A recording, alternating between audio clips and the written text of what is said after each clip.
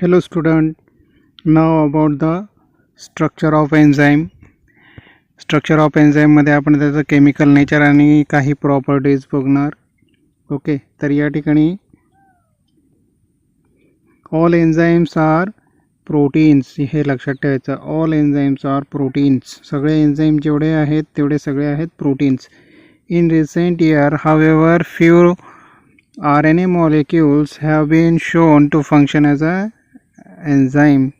आणि आताच आपल्याला माहीत पडलं आहे की काही RNA मॉलिक्युल्स आहेत ते सुद्धा एन्झाईम म्हणून काम करतात. त्यांना आपण रायबोझाईम म्हटलेलं आहे, ते आपण आधी बघितलं.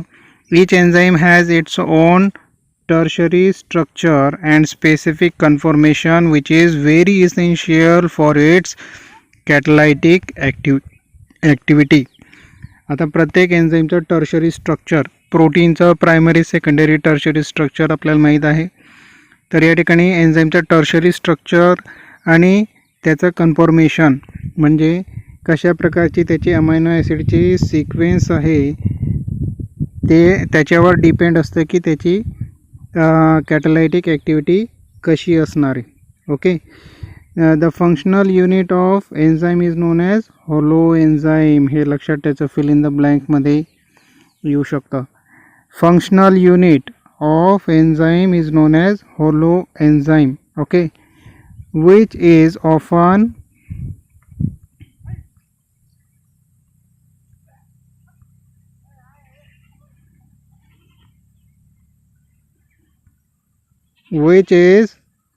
often made up of apoenzyme, the protein part, and the coenzyme non-protein part. Okay, तर या ठिकाणी हे लक्षात घ्या, हे फार फार महत्त्वाचं आहे. ओके, तर एन्झाईमचा फंक्शनल युनिट आहे होलो एन्झाईम, म्हणजे ॲक्टिव्ह एन्झाईम. फंक्शनमध्ये जो पार्ट एन्झाईममध्ये जो पार्ट काम करणार आहे तो ॲक्टिव्ह एन्झाईम. ओके, तर त्याला म्हणणार आपण होलो एन्झाईम. होलो एन्झाईम हा दोन घटकांचा बनलेला आहे. ॲपो एन्झाईम जो प्रोटीन पार्ट आहे आणि दुसरा आहे को एन्झाईम जो प्रोटीन पार्ट नाही, नॉन प्रोटीन पार्ट आहे. ओके, हे लक्षात ठेवायचं आहे. होलो एन्झाईम मीन्स ॲपो एन्झाईम प्लस को enzyme.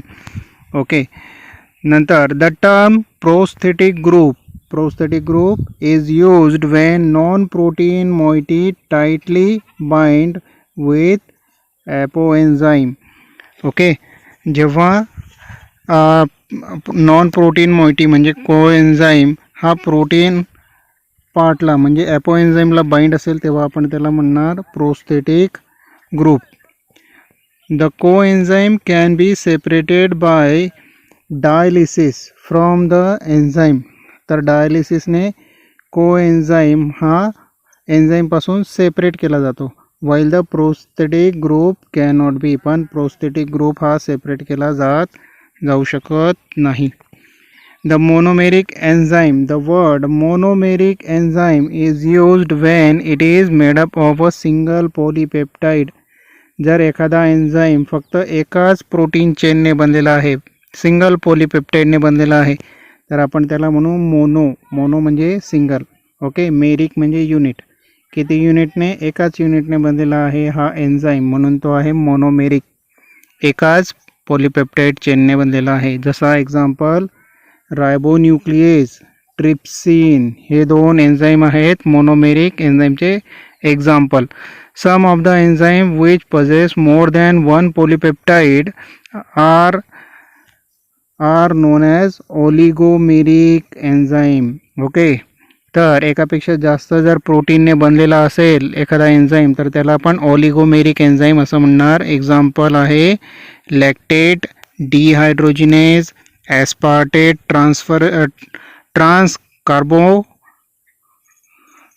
carbamolase. There are certain multi enzyme complexes सुद्धा आहेत, मल्टी एन्झाईम कॉम्प्लेक्सेस सुद्धा असतात. possessing specific site to catalyze different reaction. Okay, वेगवेगळ्या रिॲक्शन एकच एन्झाईम जेव्हा परफॉर्म करतो तेव्हा त्याला आपण मल्टी एन्झाईम कॉम्प्लेक्स असं म्हणणार. Only the native intact multi enzyme complex is functionally active, not the individual unit. त्याच्यामध्ये फक्त एकच पार्ट असेल जो फंक्शनली ॲक्टिव्ह असतील, बाकी जो पार्ट असेल तो इनॲक्टिव्ह असतो. इफ दे आर सेपरेट जर त्याला ब्रेक केलं तर त्याच्यामधला जो ॲक्टिव्ह पार्ट असेल तोच फंक्शनल असेल, बाकी पार्ट हा इनॲक्टिव्ह असतो. एक्झाम्पल आहे pyruvate dehydrogenase, fatty acid synthetase, prostaglandin synthetase. Okay, the enzyme exhibit all general property of protein. आणि प्रोटीनच्या जेवढ्या काही प्रॉपर्टी आहेत त्या सगळ्या प्रॉपर्टी एन्झाईमच्या सुद्धा आहेत, कारण की ऑल एन्झाईम्स आर प्रोटीन. सगळे एन्झाईम हे प्रोटीन्स आहेत म्हणून. आता ज्या प्रकारे आपण म्हटलं की एन्झाईमचा जो फंक्शनल साईट आहे, एन्झाईमची जी फंक्शनल साईट आहे, ज्या ठिकाणी एन्झाईमचं मेन फंक्शन होतं कॅटलिसिसचं, त्या साईटला आपण म्हणतो ॲक्टिव्ह साईट. ओके, त्या साईटला आपण म्हणणार ॲक्टिव्ह साईट. ओके, त्या साईटला आपण म्हणणार आहेत active site. Enzymes are big in size as compare to the substrate. तर एन्झाईम सबस्ट्रेटमध्ये एन्झाईम हा मोठा असतो, सबस्ट्रेट हा स्मॉलर असेल. Small portion of enzyme of a huge small portion of the huge enzyme. फार मोठा एन्झाईम जरी असला तरी त्याचा एक छोटा पोर्शन ज्या ठिकाणी एन्झाईम बाइंड होतो आणि त्याचं कॅटलिसिस होतं, त्याला आपण म्हणणार, त्या साईटला आपण म्हणणार active site of that enzyme. Now active site or active center of enzyme represent a small region at which substrate bind and participate in catalysis. तर प्रत्येक एन्झाईमची एक छोटी साईट, एक छोटा रिजन असतो ज्याला आपण ॲक्टिव्ह साईट किंवा ॲक्टिव्ह सेंटर म्हणणार, ज्या ठिकाणी सबस्ट्रेट बाइंड होतो आणि त्याचं कॅटलिसिस होतं, तो ब्रेक केला जातो. ओके, तर ती साईट आहे active site. Salient feature of active site. Active साईटचे salient feature. The existence of active site is due to the tertiary structure of protein resulting in 3 dimensional native conformation. Tertiary स्ट्रक्चरमुळे त्या साईटला 3 dimensional 3D conformation मिळतं, म्हणजे 3 site दिसतात तिचे. Okay, तर त्याच्यासाठी रिस्पॉन्सिबल काय असतं त्या प्रोटीनचा tertiary structure. Active site is made up of amino acid. Okay, catalytic residuals. All enzymes of protein. सगळे एन्झाईम्स हे प्रोटीन आहेत, म्हणजे प्रोटीन कशाने बनलेले असतात? अमायनो ॲसिडचे. तर एन्झाईमसुद्धा अमायनो ॲसिडचा बनलेला असेल. जे अमायनो ॲसिड ॲक्टिव्ह साईटमध्ये प्रेझेंट असतात त्याला आपण कॅटलायटिक रेसिड्यूज असं म्हणणार. Which are far from the each other in a linear sequence of amino acid. Okay, तर प्रायमरी स्ट्रक्चर. फार मोठा जरी प्रोटीन असला टर्शरी स्ट्रक्चरचा, तर त्याची ॲक्टिव्ह साईट ही फार छोटी असते, जसं प्रायमरी स्ट्रक्चर ऑफ प्रोटीन असतो त्याप्रकारे. For instance the enzyme lysozyme. Okay, या ठिकाणी एक्झाम्पल घेतलेलं आहे lysozyme. Has 129 amino acid. Lysozyme 129 amino ॲसिडचा बनलेला आहे. Active site is form by contribution of amino acid residues 35, 52, 62, 63 and 101. तर या नंबरचे अमायनो ॲसिड जे आहेत हे एकत्र येऊन त्या ठिकाणी अशा प्रकारे तो कॅटलिटिक साईट तयार करतात. ओके, तर या साईटमध्ये अशा प्रकारे अशा नंबरचे अमायनो ॲसिड आहेत. Okay, active site is regarded as cleft or crevices or pocket occupy the small region in the big enzyme molecule. एका मोठ्या एन्झाईममध्ये एक छोटी साईट. ओके, सपोज ही साईट, तर ही एक क्लेफ्ट प्रमाणे असते, एका खाचेप्रमाणे असते किंवा पॉकेटप्रमाणे असते, ज्या ठिकाणी सबस्ट्रेटचं कॅटलिसिस होतं. Active site is not a rigid. Active site ही रिजिड नसते, फिक्स्ड नसते. Okay, in structure of shape.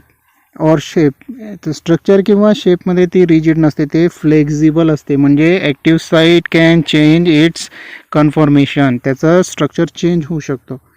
Flexible असल्यामुळे to promote the specific substrate binding site, याच्यामुळे काय होतं की सबस्ट्रेटच्या अकॉर्डिंग ती साईट चेंज होते.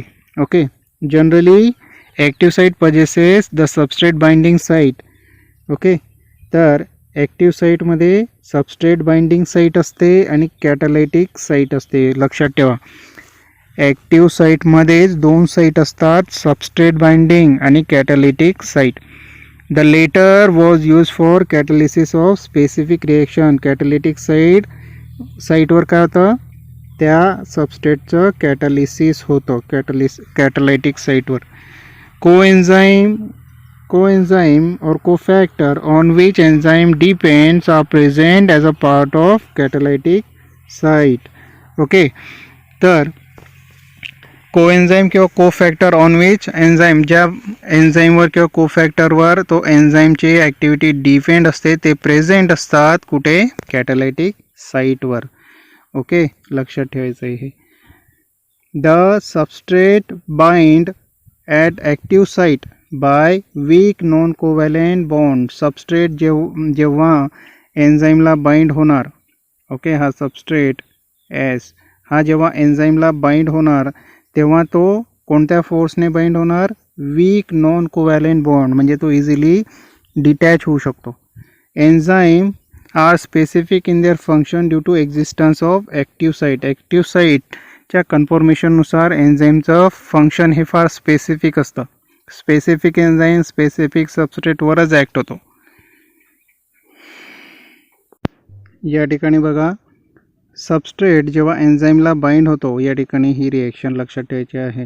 Substrate enzyme when binds to a substrate then it form enzyme substrate complex. Enzyme जेव्हा सबस्ट्रेटला बाइंड होणार तेव्हा तो एन्झाईम सबस्ट्रेट कॉम्प्लेक्स तयार करतो. या ठिकाणी हा आहे एन्झाईम सबस्ट्रेट कॉम्प्लेक्स.